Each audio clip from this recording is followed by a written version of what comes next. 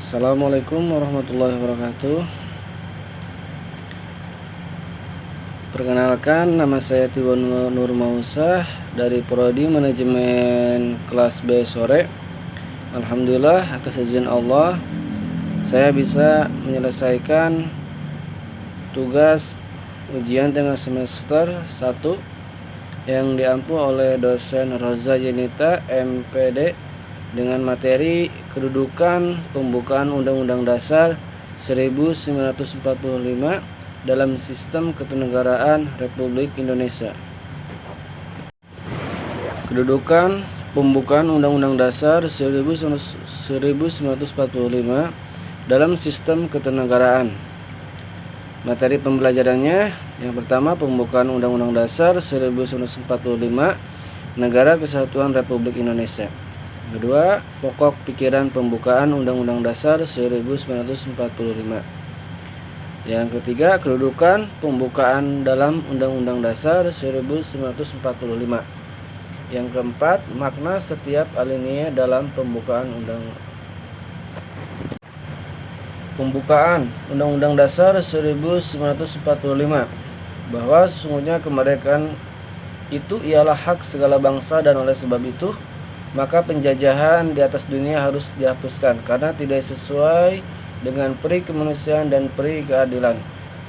Dan perjuangan pergerakan kemerdekaan Indonesia telah sampailah kepada saat yang berbahagia dengan selamat sentosa mengatakan rakyat Indonesia ke depan pintu gerbang kemerdekaan negara Indonesia yang merdeka, bersatu, berdaulat, adil dan makmur. Atas berkat rahmat Allah yang Maha Kuasa dan dengan didorongkan oleh keinginan luhur supaya berkehidupan kebangsaan yang bebas, maka rakyat Indonesia menyatakan dengan ini kemerdekaannya. Kemudian daripada itu, untuk membentuk suatu pemerintahan negara Indonesia yang melindungi segenap bangsa Indonesia dan seluruh tumpah darah Indonesia, dan untuk memajukan kesejahteraan umum, mencerdaskan kehidupan bangsa dan ikut melaksanakan ketertiban dunia yang berdasarkan kemerdekaan, perdamaian abadi dan keadilan sosial. Maka disusunlah kemerdekaan kebangsaan Indonesia itu dalam suatu Undang-Undang Dasar Negara Indonesia yang berbentuk dalam suatu susunan Undang-Undang Negara Indonesia yang berkedaulatan rakyat dengan berdasarkan pada ketuhanan yang Maha Esa, kemanusiaan yang adil dan beradab, persatuan Indonesia dan kerakyatan yang dipimpin oleh hikmat kebijaksanaan dalam permusyawaratan atau perwakilan, serta dengan mewujudkan suatu keadilan sosial bagi seluruh rakyat Indonesia.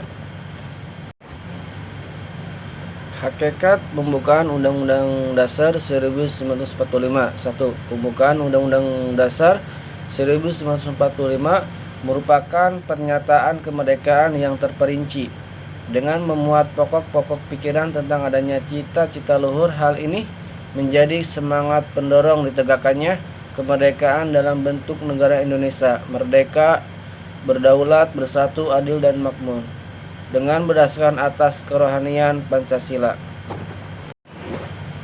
Yang kedua, pembukaan Undang-Undang Dasar 1945 sebagai pokok kaidah fundamental negara dalam hukum memiliki kedudukan yang tetap, kuat dan tidak berubah. Hal ini terletak pada berlangsungnya hidup negara yang telah dibentuk dengan proklamasi kemerdekaan sebagai satu rangkaian kesatuan organik dalam kesatuan negara Republik Indonesia.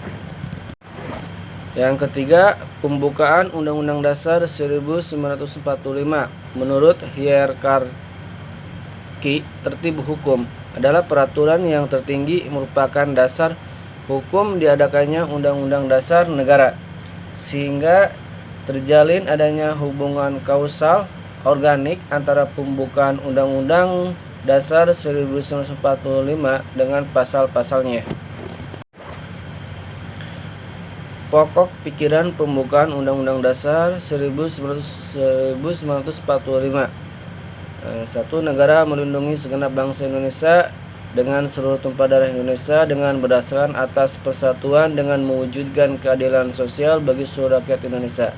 Yang kedua, negara hendak mewujudkan keadilan sosial bagi seluruh rakyat Indonesia.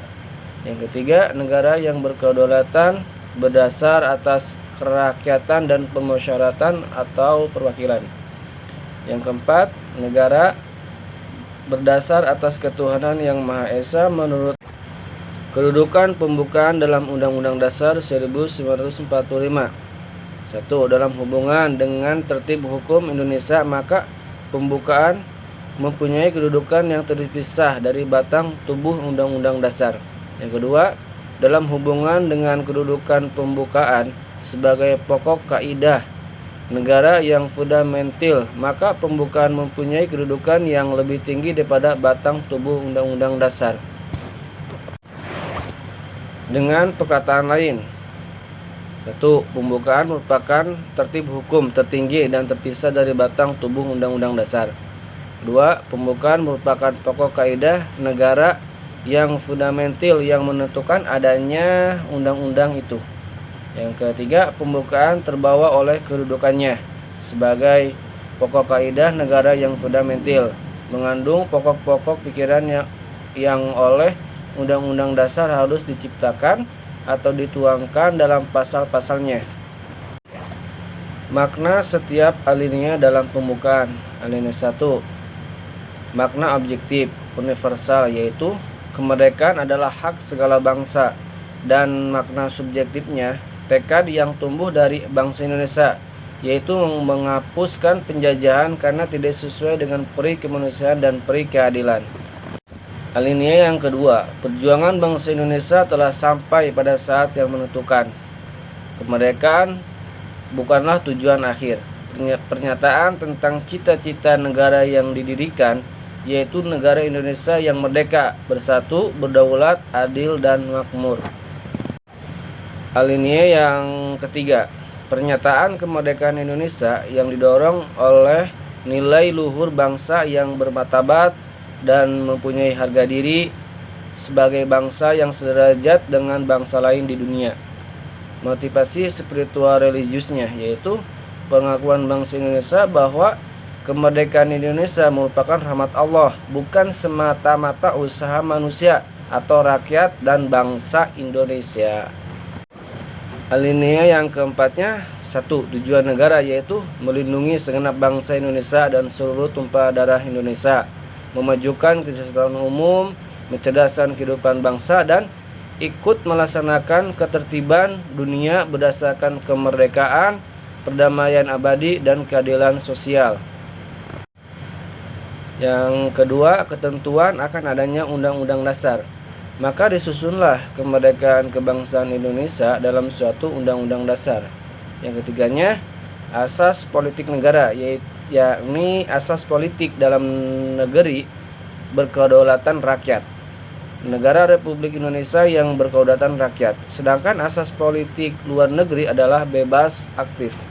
Yang terakhir, keempat, asas kerohanian negara, yakni Pancasila, yang berdasarkan kepada ketuhanan yang Maha Esa, kemanusiaan yang adil dan beradab, persatuan Indonesia, kerakyatan yang dipimpin oleh hikmat kebijaksanaan dalam permusyawaratan atau perwakilan, serta dengan mewujudkan suatu keadilan sosial bagi seluruh rakyat Indonesia.